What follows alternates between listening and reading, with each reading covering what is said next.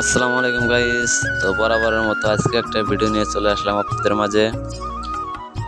আজকে আছি বগুড়া জেলার সারিয়াকান্দি উপজেলায়। তো আজকে তুলে ধরবো আপনাদের মাঝে চরের সৌন্দর্য, প্রকৃতির অপরূপ দৃশ্য। দেখতে থাকুন ভিডিওটা, দেখেন কি সুন্দর চর অঞ্চলের বালুর চর। দেখেন